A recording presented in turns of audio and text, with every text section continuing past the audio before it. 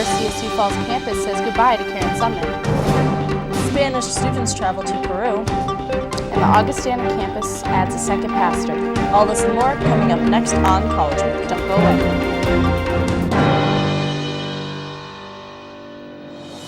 From the Jeske Fine Arts Center on the campus of the University of Sioux Falls, this is College Week. With Chantel Day, Beth Salisbury, Crosstalk with TJ Oates, and Sports with Sajid Polite. Good morning, I'm Beth Salisbury. And I'm Chantel Day. Thanks for joining us. You know, we have some great headlines coming up today. We talk about Augie getting a second campus pastor. And yeah, we also talk about the University of South Dakota, welcoming China delegations. So that should be great. Mm-hmm. And can you tell us a little bit about the upcoming activities on the University of Sioux Falls campus? Yes, I can. For those students who want to bring out their inner child, USF is giving them an opportunity. This next week is Growing Pains Week. The week will be filled with all of the favorite activities from elementary school and beyond. The week kicks off with a show and tell talent show in the Meredith Auditorium, followed by an old-fashioned spelling bee Tuesday afternoon in the McDonald Center cafeteria.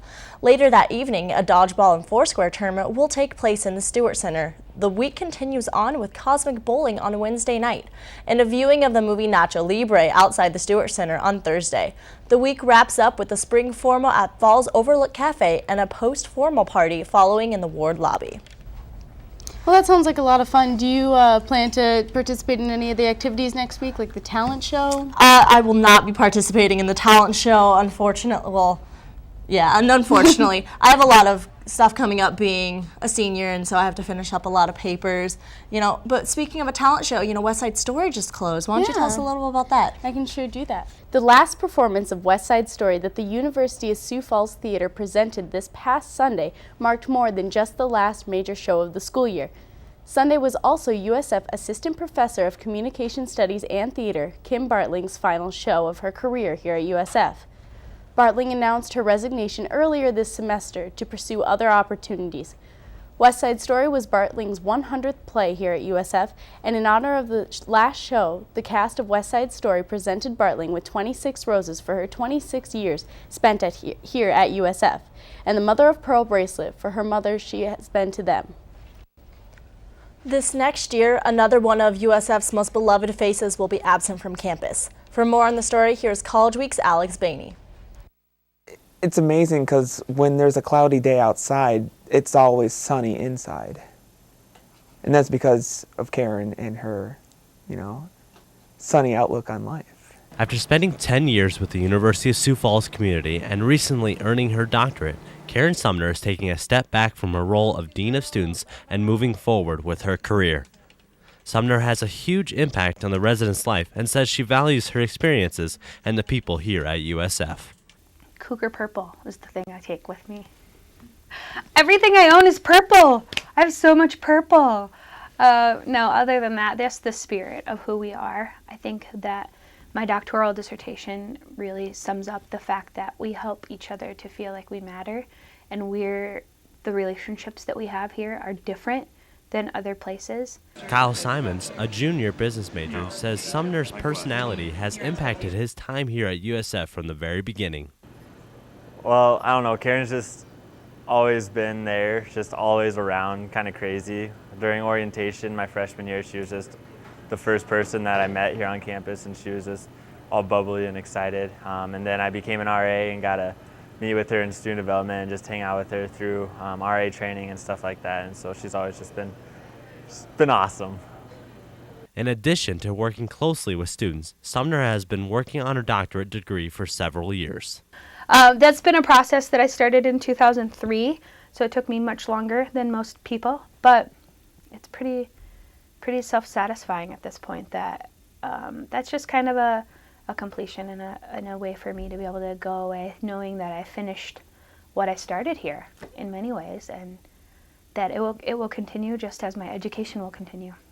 While proud of Sumner's accomplishments and excited for her future endeavors, Ben Ashwood, who has worked closely with Sumner in campus ministries, says her presence will be missed throughout campus. Really going to miss Karen. It's kind of a bittersweet moment, happy for her and what's new in her life, and glad that she's pursuing things that she enjoys and is making her happy as well. For USF College Week, I'm Alex Bainey. Even though the semester is coming to an end, some USF students are preparing for their summer classes. With more on the story, here's College Week's William Markson.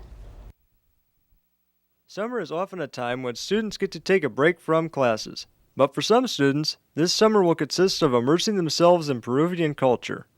Diane Vandenhoover, assistant professor of Spanish at the University of Sioux Falls, says what the trip will consist of. Our trip this summer, our language immersion experience in Lima and Cusco, Peru, is going to be the adventure of a lifetime. It was motivated in part by, I have two high school children myself who've been studying Spanish for between 2 and 4 years. And I firmly believe that students who study Spanish need that opportunity to go somewhere where they are forced to use the language and to say what they want to say in the language outside the classroom. So when we have a language immersion experience, we go to a small language school where classes are 6 or fewer people. We live with a host family, and so you create a personal relationship with someone who lives within that host culture. And then you see what there is to see in the area that you're visiting. And Peru is the cradle of the Inca civilization. And in particular, we're just thrilled to be visiting Machu Picchu, which is a lost ancient city of the Inca, which is found high in the mountains of Peru. And so that's the plan, and I'm very excited to be going. We start at the end of June. We'll be leaving, I think June 29th is our day of departure. We'll spend 2 days in Lima, the capital of Peru, and see colonial architecture and some museums. And then we'll take a short flight over to Cusco, and we'll spend 3 weeks there, doing language school Monday through Friday, living with a host family. Vandenhoover says why the trip is in the summer instead of being there in the traditional J term as it has been in the past. Actually, so far, there's only one USF student who's joining us. It's the first time we're offering a summer study abroad experience. Typically, we've done this during J term in the past. And because of the problems with the economy, those J term trips haven't been as students haven't been able to go, quite frankly. You know, travel abroad is expensive, and it's very understandable that, you know, students haven't been able to participate. And so when we're looking at a J term, if we don't have a significant number of students who want to travel, we have to cancel the course. In the summertime, since my family and I made a commitment to go, we are going to go regardless. And so at this point, I know there's one USF student who's joining us, a few others that are interested, but the trip will happen. So we're not limited to how many people are enrolled. And if anyone's interested, they're welcome to join in the fun. This free week experience totals to $4,000, which includes 2 meals a day, housing, schooling, and transportation. For College Week, I'm William Markson. Coming up next, USF prepares for the Spirit of Excellence in Cancer. Don't go away.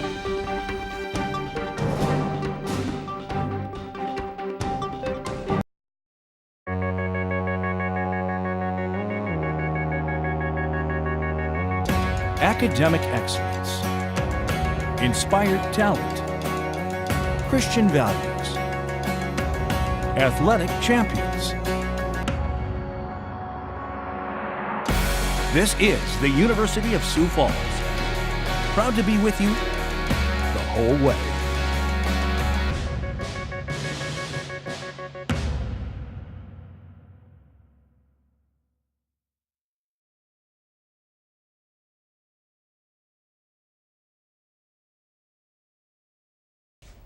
Tuesday, May 10th, the Spirit of Excellence will take place in the Jeske Fine Arts Center at 7 p.m. The Spirit of Excellence awards outstanding students for their success in academics. Students are chosen and voted for by the University of Sioux Falls faculty. The University of South Dakota welcomed China delegation at the inaugural American Visiting Institution for Chinese Real Estate Entrepreneurs. The institute provided a delegation of about 40 business leaders from China, including Professor Liu, with a professional learning experience on the topic of private equity. The 4-day session will include lectures, tours, and demonstrations of South Dakota's agricultural and manufacturing capabilities, as well as other activities. Governor Dugard is scheduled to speak at the institution completion ceremony in Farber Hall when the Chinese delegation will receive the graduate certificates for the 4-day professional learning experience. USD said that they were honored to host Professor Liu and his delegations. USF athletic teams are wrapping up a Divisional II transition season. For more on the story, here's College Week's Sam Tastad. The University of Sioux Falls Athletics Department's goal is not only to develop winning programs, but also to bring good notice academically into the Sioux Falls community. We want good publicity for the university. We're here to help elevate the University of Sioux Falls as an academic institution. That's why I'm equally as proud as I am the teams. I'm equally as proud of our GPA being 3.0 plus. We're proud of this. We're proud that we have good students. We're proud that we have good student athletes, but we're here to bring good notice to our community, to our state, and to our region about the University of Sioux Falls. That's what it's about. And if we fail to do that, then we haven't done our job as an athletic department. We want to, and the best way to do that is to win. We don't want to be a doormat. The success of the football team winning NAIA championships, the men and women's basketball teams making the NAIA tournaments, and the women's track team winning the GPAC conference meet has helped the Cougars transition into Division II and be ready to win now. I have to look at this year, as hard as it was and difficult as it was, as a very successful year, because we set out, our goal was to determine and find out what we needed in order to be successful at the Division II level next year when we're full members of the Northern Sun. I think we've accomplished that. We purposely scheduled Division I teams, Division II teams, very few NAIA teams, so that we could learn what we had to do in order to be competitive and compete at the championship level.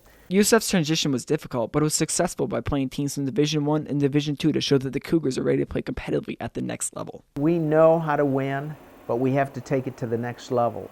And that was the purpose of this year, just to prepare us for next year.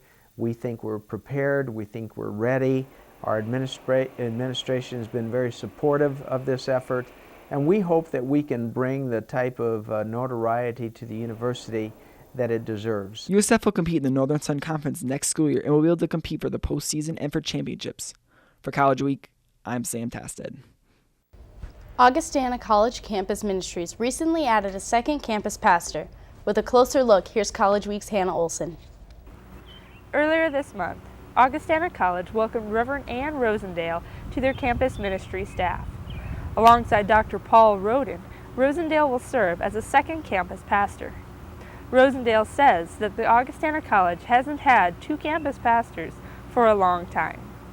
I am a second campus pastor for the college, so Paul Roden has been here just about 11 years, serving as the solo campus pastor, and as Augustana's wanting to grow its ministry, they wanted to hire a second campus pastor, and so it's a new position. Years and years ago they had two campus pastors, but in the recent history of the college, to have two campus pastors is a new thing. So this is a new position for the college, and I'm not filling anybody's shoes. Rosendale says she looks forward to furthering the school's efforts to combine faith with learning. One of the goals of the college, and certainly of the campus ministry, is integrating faith and learning. And so if I can be involved in any of those things that the college is doing to help find what exactly the relationship is between critical thinking and faith, I want to be a part of those kinds of things. After graduating 8 years ago from Augustana, Rosendale attended Princeton Theological Seminary. Rosendale says she knew she would be in ministry, but didn't expect a position like this. I don't think that when I went to school here that I ever thought that I would be the campus pastor at my alma mater. I knew that I wanted to do some sort of ministry, maybe be a pastor, maybe do something different, but I never thought that I would be back here serving in this capacity, but I'm thrilled to be serving in this capacity, and it's an honor and a privilege to be back at my alma mater serving in this way. So. Initiation for Rosendale was held during chapel this past Wednesday with South Dakota Synod Bishop Reverend David Zelmer presiding. For College Week, I'm Hannah Olson. Coming up next, TJ Oates sits down with Taylor Perkins on Crosstalk. Don't go away.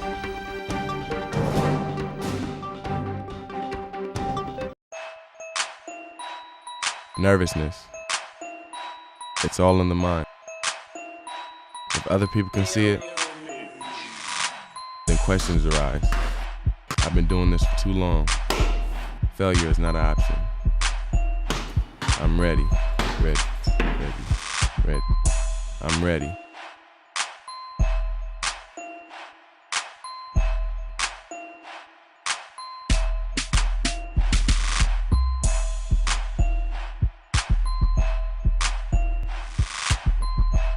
Hi, I'm Sajid Polite, and I'm a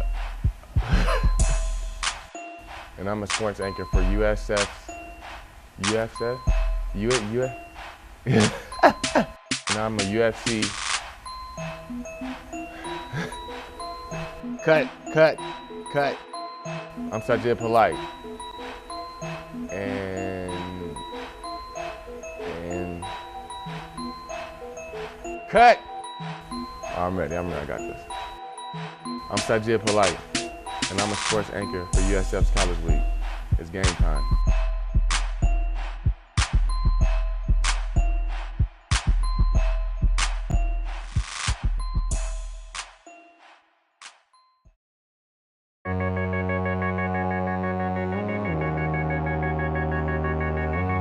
Academic excellence, inspired talent, Christian values, athletic champions.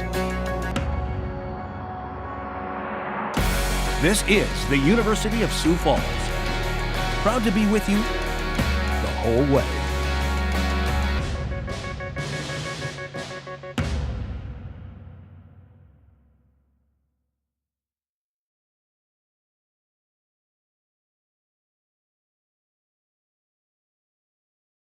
Good morning, and welcome to another edition of USF Crosstalk. I'm TJ Oates, and today I'm sitting down with Taylor Perkins, quarterback of the University of Sioux Falls.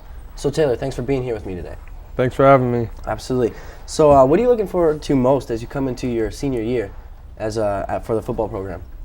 I think the thing that I'm looking forward to most personally is just me building off what I accomplished last year and establishing myself as the leader on the team, especially on the offense.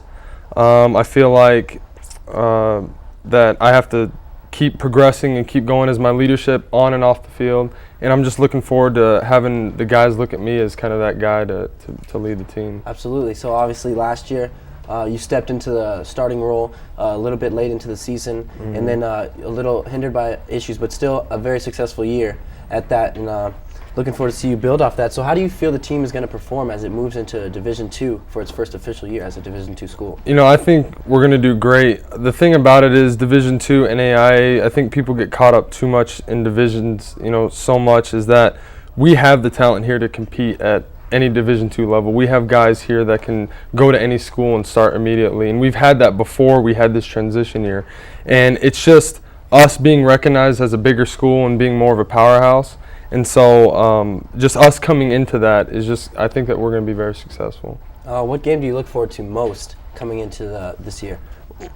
It'd be a lie if I said it wasn't Augie, but me personally is the first game of the year. I want us to start off right, and I think the first game is going to set the tone for everything. Absolutely. And so what are some goals that you have for yourself as you're moving into your senior year? It's obviously the most important year of your college career, I'm assuming. So what are some goals that you have for yourself? Personal goals on the field is, you always have those statistical numbers, and I don't want to rattle off a bunch of numbers and stuff like that, but I want to be able to be the guy that is looked to when we have that time of need, when we need to make that big play, when we need to step up. I want to be that guy. And then off the field, like I said before, it's being the guy that anyone can depend on, personal relationships, just being with the team and involved with the coaches and the community. And how do you feel, what's the team's goals as far as this year? What do you see the team doing this year? I truthfully see us competing for our conference championship, and if that means going into the playoffs, that's a lot more down the road. I'm thinking about it, but not really. It's more just taking it game by game. But establishing ourselves as a powerhouse. I think right off the bat we can come in here and make an impact. It's not just sitting behind and seeing what we can do and seeing if we can play with teams. It's more if they can play with us, and I know that we have the ability to do that. Do you feel as you're coming into this first year that teams are somewhat looking past you as just a team that is as an underdog that's coming up to kind of join their world, not someone who they have to look to as a good competition? I do. I really feel like maybe the teams in this area that have heard about the tradition that USF has, they don't really look past us, but some of the other teams, that really haven't heard of us, so think, an NAI transitional team, we're going to come in here, they'll be kind of our warm-up game, things like that, and, hopefully I do think that way, because then they'll be in for a long game. Absolutely. So what do you think that will be the most difficult part for the team when coming into this year? The most difficult part for the team is just knowing that we have to compete and play each other at practice and just bring it every game. There's no off games. I know sometimes I heard before in the NAI, you could have an off game and still be dominant. Even though we have that great talent, as I stated before, we still have to be able to know that we have to bring our A game every week. Mm-hmm. And so what would you say the team's morale is this year? As what's the atmosphere on the team? I think the atmosphere is crazy. I mean, I've been to other schools prior to this, and right now I've never felt such a buzz on campus, within the community, within the coaching staff, within the players. You can tell that the morale is high and there's high expectations. Mm-hmm. And lastly, I just want to ask you, who would you pick as number one? Obviously, going into the draft, there's two big quarterbacks, so who would you pick? I like RG3's style more, but I feel like Andrew Luck would be a better pick overall as a pro quarterback, but you can't go wrong with either one. We heard it here first, folks. Andrew Luck, number one. That's Taylor Perkins' pick. Thank you for joining us for another edition of UFS Crosstalk. Coming up next is sports. Thank you.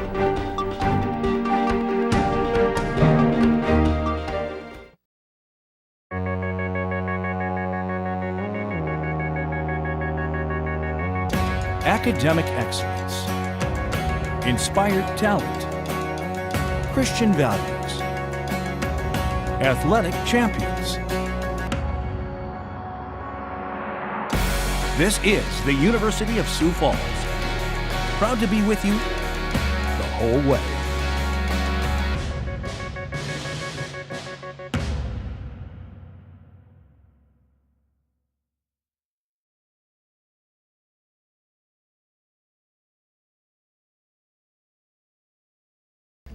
And now Sajid Polite takes a look at sports. Sajid, I know the Cougar baseball and softball season wrapped up. Were you able to make it to any of the games this year? No, I wasn't, but I heard they could have did it a little better. So hopefully next year after the transition season, they get some new recruits, a new team, they can step their game up. I was unfortunately not able to make it to any of the games, but why don't you tell us a little bit more about their season? I will. Last Tuesday, the Cougars baseball team fell 8-5 to South Dakota State. Damien Cardaz's 2-run home run in the 5th inning helped USF get out to a 5-0 early lead. But the Jacks' 8-run 8th inning proved to be too much for the Cougars to overcome. Freshman Eric Brothers threw 7 scoreless innings before the bullpen collapsed. The Cougars baseball team is now 10-29 and will play at Montana State Billings today and Sunday. The USF softball team swept Dakota State 8-0 and 6-5 on Senior Day last Tuesday in a doubleheader. Sophomore Ace Bailey Bowman for the Cougars notched 2 wins against DSU to improve to a 9-10 on the year. Senior Jenna Turner had a total of 4 hits and 2 RBIs on their Senior Day. The Cougars are now 15-19 and finish the season today and tomorrow at Minot State. Now on to football. The USF football team will wrap up spring ball today with a spring game at Bob Young Field. USF football also encourages high school juniors to participate in the festivities at the game for Junior Day. Kickoff for the spring game is at 7:15 p.m. and is free to the public. NFL draft season is one of the most exciting times in the professional sports. The fan interference crew had a chance to talk to some of the experts across the country about the incoming class of players. For more on the story, here is John Vandentop. The 2012 NFL Draft is considered one of the better groups of incoming prospects in recent memory. USF's Fan Interference radio show was able to talk to some experts around the country about the new talent.